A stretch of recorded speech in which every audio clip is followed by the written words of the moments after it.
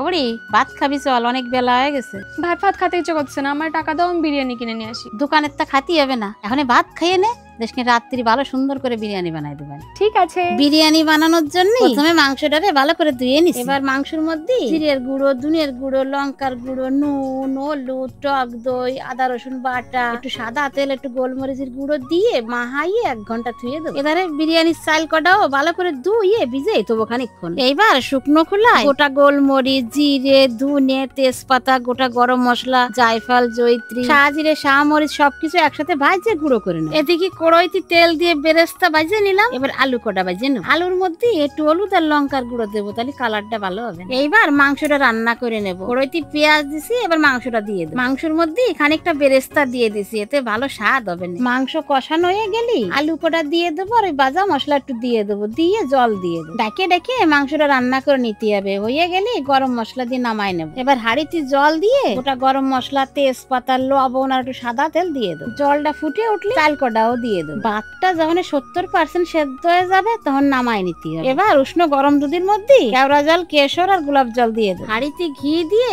প্রথমে মাংস, তারপরে ভাত, তারপরে আবার মাংস দিয়ে বেরেস্তা, বিরিয়ানি মশলা আর একটু ঘি ছড়াই দেবো। এবার ভাত সব দিয়ে হয়ে গেছে, উপর দিয়ে বেরেস্তা, বিরিয়ানি মশলা, ঘি আর ওই কেশর ভিজানো দুধটা দিয়ে দেবো। এই যে আমার সাজানো হয়ে গেছে। এবার একটু আটা মাখিয়ে নিছি, হাঁড়ির উপরে দিয়ে ডাকনাটা দিয়ে ভালো করে আটকাই দিতে হবে। 20 মিনিট মতো দমে রাখিলাম। তারপরে এই যে ডালতেছি, দেখো কি সুন্দর হইছে। দোকানেতে কিনে খাওয়ার চাইতে বাড়ি এইভাবে বানায় খাওয়া অনেক ভালো।